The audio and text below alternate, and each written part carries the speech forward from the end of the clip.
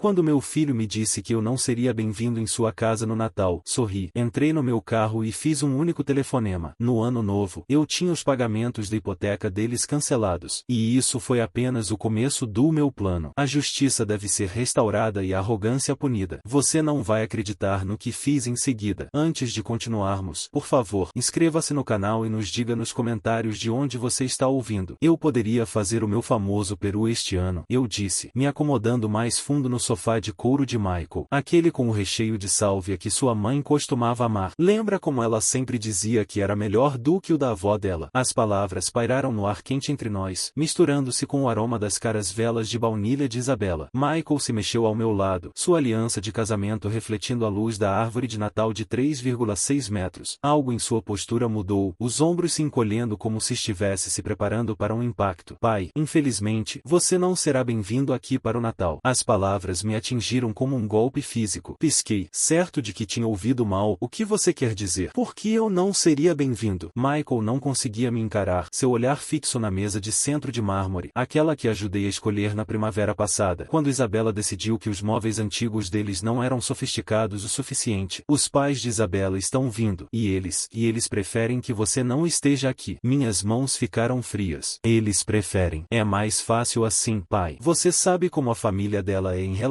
às tradições. Eles têm o próprio jeito de fazer as coisas. Sua voz ficava menor a cada palavra, como se ele estivesse encolhendo dentro de si. Olhei ao redor da sala de estar para as cortinas de seda que paguei quando Isabela reclamou de privacidade, para os pisos de madeira que vieram da minha segunda hipoteca, para a moldura da coroa que estourou meu cartão de crédito. Cada centímetro desta casa carregava minhas impressões digitais, meu sacrifício, meu amor por meu filho, o próprio jeito deles. Repeti lentamente. E qual é esse jeito, Michael? Ele se encolheu. Pai, por favor, não torne isso mais difícil do que precisa ser. Através do arco da cozinha, pude ver a nova batedeira KitchenAid de Isabela, aquela de nível profissional que ela insistiu que precisava para sua fase de panificação de feriado que durou exatamente 3 semanas. $2.000 do meu dinheiro parados ali, provavelmente usados 2 vezes desde outubro. Onde eu vou passar o Natal? Então, a pergunta saiu mais baixa do que eu pretendia. O rosto de Michael se desfez. Talvez você pudesse, não sei, talvez visitar a tia Rosa, ou poderíamos fazer algo no fim de semana seguinte. O fim de semana seguinte. Como se o Natal fosse apenas mais um compromisso que poderia ser reagendado por conveniência. Levantei-me, meus joelhos protestando após 8 anos carregando esse fardo sozinho. Entendi. Pai, espere. Mas eu já estava me movendo em direção à porta, passando pelas fotos de família, onde meu rosto ficava menor e mais distante em cada quadro, passando pelo armário de casacos que guardava os 1000 casacos de Isabela. Minha mão encontrou a maçaneta da porta, sólida e fria sob minha palma. Filho, eu disse sem me virar. Diga aos pais de Isabela. Feliz Natal. O ar de dezembro atingiu meu rosto como um tapa enquanto eu caminhava para minha caminhonete. Atrás de mim, ouvi Michael chamar meu nome uma vez, depois o clique suave da porta se fechando. Final absoluto. Sentei no banco do motorista por um momento, motor desligado, observando as luzes de Natal piscarem nas janelas das casas onde eu nunca seria bem-vindo. Meu telefone vibrou, provavelmente Michael querendo resolver as coisas com promessas vazias e culpa. Não atendi. Em vez disso, girei a chave e dirigi na escuridão, deixando para trás o brilho quente da casa que eu havia comprado, mas na qual nunca pertenceria. O aquecedor zumbia contra o frio de dezembro enquanto eu navegava pelas ruas familiares em direção à casa. South Hill se estendia ao meu redor, cada esquina do bairro guardando memórias do homem que eu costumava ser, aquele que acreditava que família era tudo, que daria seu último dólar para ver seu filho sorrir. Esse homem era um tolo. Parei no sinal vermelho na 29th e Gran, observando um jovem pai carregar presentes de Natal em seu SUV. Seus filhos pressionavam os rostos contra a janela, a respiração embaçando o vidro com excitação. Era uma vez, éramos Michael e eu, antes de Isabela, antes de eu me tornar nada mais do que um caixa eletrônico ambulante com emoções inconvenientes. Os números começaram a rolar pela minha cabeça como uma máquina caça-níqueis quebrada. $2.800 todos os meses por 5 anos. Minha calculadora desistiu de tentar entender isso na primavera passada, quando finalmente somei o total. $140.000. Mais dinheiro do que Maria e eu tínhamos economizado para nossa aposentadoria inteira. Perdido. Simplesmente perdido. Pressionei o acelerador com mais força do que o necessário quando o sinal ficou verde. A caminhonete respondeu com um rugido que combinava com meu humor. Fifth Street. Foi onde refinanciei minha casa. Nossa casa, de Maria e minha, para cobrir o pagamento inicial deles. deles. O oficial de empréstimos olhou para mim com pena que eu não reconheci na época. Senhor Flores, o senhor tem certeza disso? Está colocando muito em risco pelo investimento de outra pessoa. O investimento de outra pessoa? Não o futuro do meu filho, não a segurança da minha família. O investimento de outra pessoa. Lincoln Street, o banco onde fiz uma segunda hipoteca quando Michael perdeu o emprego 2 anos atrás. Só temporário, pai. Só até eu me reerguer. Isabela estava atrás dele, com uma bolsa de $700 pendurada no ombro, balançando a cabeça com simpatia enquanto calculava mentalmente o quanto meu desespero valia. Nada. Ao que parece, meu desespero não valia nada para eles. Estacionei na minha garagem, aquela com o concreto rachado que eu não podia pagar para consertar porque cada dólar extra desaparecia na fantasia suburbana perfeita deles. A luz da varanda piscou, outro reparo que eu estava adiando. Por dentro, a casa parecia vazia sem o riso de Maria, sem o calor das reuniões de família que nunca mais aconteceriam. Meu telefone tocou enquanto eu procurava minhas chaves, o toque agudo ecoando nas paredes vazias. O nome de Isabela piscou na tela, provavelmente querendo explicar por que eu não era bom o suficiente para as sensibilidades delicadas dos pais dela. Momento perfeito. Eu estava esperando há 5 anos para ter essa conversa. Atendi no quarto toque, deixando-a esperar o tempo suficiente para se perguntar se eu atenderia. Dennis. A voz de Isabela estava cheia de uma falsa doçura, o mesmo tom que ela usava quando me pedia para cobrir a conta de água ou os impostos de propriedade. Ouvi sobre o pequeno mal-entendido com Michael. Mal-entendido? Encostei-me no balcão da minha cozinha, ainda vestindo meu casaco. Eu não acho que há qualquer mal-entendido. Isabela, você deixou sua posição bem clara. Olha, eu sei que isso parece duro, mas você tem que entender a perspectiva dos meus pais. Eles são pessoas muito tradicionais. Eles esperam uma certa atmosfera durante os feriados. Uma certa atmosfera, repeti. E que atmosfera é essa? Uma pausa. Eu podia ouvir sacolas de compras farfalhando ao fundo, provavelmente gastando dinheiro que deveria ter ido para o pagamento da hipoteca deles. Dinheiro que era minha responsabilidade, aparentemente. Bem, eles não estão acostumados com o seu tipo de culinária. Toda aquela comida mexicana apimentada e música alta. E francamente, Dennis, eles são pessoas educadas. Eles esperam conversas sobre eventos atuais, literatura, arte, sabe? As palavras atingiram mais forte do que um golpe físico. 8 anos mordendo a língua, engolindo insultos por causa de Michael, fingindo não notar a maneira como ela me olhava como se eu fosse algum tipo de ajudante contratado. Meu tipo de culinária. Minha voz permaneceu estável, controlada. Você quer dizer a comida que você comia todo domingo por 3 anos quando o dinheiro estava apertado? Os tamales que você disse que te lembravam sua avó? Isso era diferente. Éramos agradecidos naquela época. Mas agora, com meus pais, agora, com seus pais, você não pode ter o camponês mexicano te envergonhando em sua elegante mesa de jantar. A falsa doçura evaporou. Não seja dramático, Dennis. Isso não é sobre raça, é sobre classe. Meu pai se formou summa cum laude em Washington State. Minha mãe fala 4 idiomas. Eles veraneiam nos Hamptons. O que exatamente você contribuiria para a conversa do jantar? Histórias sobre como assentar azulejos? O calor inundou meu peito, mas mantive minha voz firme. Eu construí um negócio do nada depois que o avô do seu marido morreu. Eu empreguei mais de 50 pessoas. Eu paguei mais em impostos do que seu pai ganhou em seu melhor ano. Dinheiro não é tudo, Dennis. Linhagem importa. Educação importa. E francamente, Maria entendia o lugar dela melhor do que você entende o seu. A linha ficou em silêncio. Ela tinha cruzado a linha. A linha que eu nem sabia que existia até que ela a pisou com seus saltos de grife. O que você disse sobre minha esposa? Estou apenas dizendo que ela sabia como se misturar melhor. Ela não causava ondas. Ela entendia que alguns espaços não eram feitos para ela. Minha mão apertou o telefone até meus nós dos dedos ficarem brancos. Maria tinha mais classe no dedo mínimo do que toda a sua linhagem jamais possuirá. Ah, por favor. Ela era uma faxineira que teve sorte. Pelo menos ela teve o bom senso de ficar quieta sobre isso. Isabela. Minha voz caiu para algo que eu não reconheci. Eu quero que você escute com muita atenção. Essa conversa acabou. Nós terminamos de fingir ser família. Você não pode simplesmente. Nós terminamos. Repeti e encerrei a chamada. Coloquei o telefone cuidadosamente sobre o balcão, minhas mãos surpreendentemente firmes. Ao meu redor, a cozinha parecia diferente, menor, mas de alguma forma mais limpa, como se um peso tivesse sido levantado do próprio ar. Caminhei até minha escrivaninha no canto. Peguei a pasta amarela que eu estava evitando há meses. Extratos bancários, papéis de hipoteca, 5 anos de transferências automáticas que me sangraram enquanto eles viviam como a realeza. Hora de estancar o sangramento. momento. Os documentos se espalharam pela minha mesa de cozinha como evidência em uma cena de crime. 5 anos de extratos bancários, cada um mostrando a mesma transferência automática. $2.800 no dia 15 de cada mês, desaparecendo da minha conta para a deles. Um rastro de papel da minha própria estupidez. Peguei minha calculadora e comecei a somar. O primeiro ano, $33.600. O segundo ano, mais $33.600. No terceiro ano, eu tinha parado de comprar roupas novas para mim. No quarto ano, comecei a fazer compras em mercearias de desconto. Este ano, o quinto ano, eu estava comendo sanduíches de pasta de amendoim no almoço para fechar as contas. $143.400. Sem contar o pagamento inicial, sem contar as vezes que cobri as contas de serviços públicos deles quando o vício em compras de Isabela saiu do controle. Sem contar o telhado novo, o paisagismo, os móveis que eram essenciais para o estilo de vida deles. Recostei-me na cadeira olhando para os números até eles borrarem. O dinheiro do seguro de vida de Maria, minhas economias de aposentadoria, o fundo universitário que havíamos começado para netos que aparentemente eu nunca teria permissão para ver. Tudo se foi despejado em uma casa onde eu não era bem-vindo para o jantar de Natal. Peguei meu telefone, naveguei pelos meus contatos até encontrar o número do meu banco. O sistema automatizado me ofereceu opções em inglês e espanhol. Que atencioso, que acomodador para pessoas como eu. Serviço ao cliente. Aqui é Jennifer. Como posso te ajudar hoje? Eu preciso cancelar uma transferência automática, eu disse, minha voz mais firme do que tinha sido em anos. Certamente, senhor. Vou precisar do seu número de conta e algumas informações de verificação. Eu soltei os números. A observei digitar ao fundo. Profissional, eficiente, sem julgamento sobre por que um homem de 62 anos estava cancelando pagamentos para o que era provavelmente a hipoteca de seu filho. Vejo a transferência a que o senhor se refere. Senhor Flores. $2.800 mensais para o Wells Fargo. Conta terminada em 7.423. Há quanto tempo o senhor tem feito essa transferência? 5 anos. As palavras tinham um gosto amargo. E o senhor deseja cancelá-la com efeito imediato? Olhei ao redor da minha cozinha para os eletrodomésticos desatualizados que eu não podia pagar para substituir, para as paredes que precisavam de pintura, para as janelas que vazavam ar frio porque eu havia gasto meu dinheiro de melhorias domésticas no castelo de outra pessoa. Efeito imediato, eu confirmei. Feito. A transferência foi cancelada. Há mais alguma coisa em que eu possa te ajudar hoje? Não, eu disse, surpreendendo-me com o quão boa a palavra soava. Não, é só isso. Desliguei e sentei no silêncio repentino da minha casa. Lá fora, a escuridão de dezembro estava se instalando sobre Spokane. Luzes de Natal piscando em janelas onde famílias se reuniam sem condições, sem julgamento, sem a necessidade de esconder quem eram. Pela primeira vez em 5 anos, o orçamento do próximo mês iria equilibrar. Pela primeira vez desde que Maria morreu, eu podia pagar para consertar a luz da minha varanda, comprar mantimentos decentes, talvez até tirar férias. Juntei os extratos bancários, os papéis da hipoteca, todas as evidências da minha generosidade. Então caminhei até minha lareira, acendi um fósforo e assisti a 5 anos de martírio se transformarem em cinzas. O fogo parecia quente no meu rosto, mais quente do que eu me sentia em anos. Meu telefone vibrou com uma mensagem de texto, provavelmente Michael querendo se desculpar, ou Isabela, precisando de dinheiro para algo essencial, como novas almofadas. Eu não verifiquei. Em vez disso, servi-me um copo do bom whisky, a garrafa que eu estava guardando para uma ocasião especial que nunca parecia chegar. Esta noite parecia especial o suficiente. Levantei meu copo para o quarto vazio, para a foto de Maria no manto, para o homem que eu costumava ser e o homem que eu estava me tornando. Feliz Natal para mim, eu disse, e senti isso. A manhã seguinte chegou clara e nítida, a luz do sol de dezembro entrando pelas janelas da minha cozinha enquanto eu bebia a minha segunda xícara de café. Pela primeira vez em anos, eu não estava calculando quanto dinheiro desapareceria da minha conta em 3 dias. A liberdade tinha um gosto melhor do que o blend colombiano que eu finalmente me permiti comprar. Meu telefone tocou exatamente às 10h47 da manhã. O nome de Isabela piscou na tela como um rótulo de aviso. Dennis. A voz dela carregava aquele tom familiar de impaciência mal disfarçada. Eu preciso que você busque meus pais no aeroporto de Spokane. O voo deles de Portland chega às 2 horas. Pulsei minha caneca cuidadosamente, observando o vapor enrolar-se em direção ao teto. Isabela, você se esqueceu da nossa conversa de ontem? Olha, o que quer que tenha sido aquilo, precisamos nos concentrar em assuntos práticos agora. Meus pais precisam de transporte, e você é o único com tempo durante o dia. A audácia era de tirar o fôlego. Menos de 24 horas depois de me dizer que eu não era digno de compartilhar o jantar de Natal com a família dela, ela esperava que eu servisse como chofer pessoal pessoal deles. E você está me pedindo por quê? Porque é isso que a família faz, Dennis. Eles se ajudam. A voz dela se aguçou com irritação. Além disso, vamos ser honestos aqui. Você não é meu rival. Você é muito fraco para ser meu rival. Então, apenas entre na sua caminhonete e vá buscá-los. Aí estava. O insulto final embrulhado em uma ordem. Qual companhia aérea? Perguntei calmamente. Alaska Air Voo 447. Eles estarão no carrossel de bagagens 3. E Dennis, eles esperam alguém que possa lidar com a bagagem deles adequadamente. Não nos envergonhe. Eu podia ouvir as unhas dela batendo em algo duro. Provavelmente o balcão de granito dela. Aquele que paguei quando ela decidiu que laminado não era adequado para as festas de jantar dela. Claro, eu disse. E eu cuidarei de tudo. Bom, e vista algo decente. Talvez aquela camisa azul que você usou na formatura de Michael. Eles notam coisas assim. A linha ficou muda. Ela nem sequer disse obrigada. Sentei-me na minha cadeira, olhando para a tela em branco do meu telefone. 2 horas. Voo 447. Retirada de bagagem. Carrossel 3. Olhei para o relógio de parede acima da minha pia. 10 horas e 52 da manhã. Tempo de sobra. Servi-me outra xícara de café. Adicionei uma colher extra de açúcar e abri o jornal de ontem no crossword que eu não tinha terminado. 7 na horizontal. Gratificação adiada. 12 letras. A resposta viria eventualmente. Às 2 horas e 15 da tarde, eu estava me acomodando na minha poltrona favorita com uma xícara fresca de Earl Grey e a edição de domingo do Spokane Review. O crossword de ontem estava completo na minha mesa de centro. Delayed gratification, gratificação adiada, tinha sido postponement,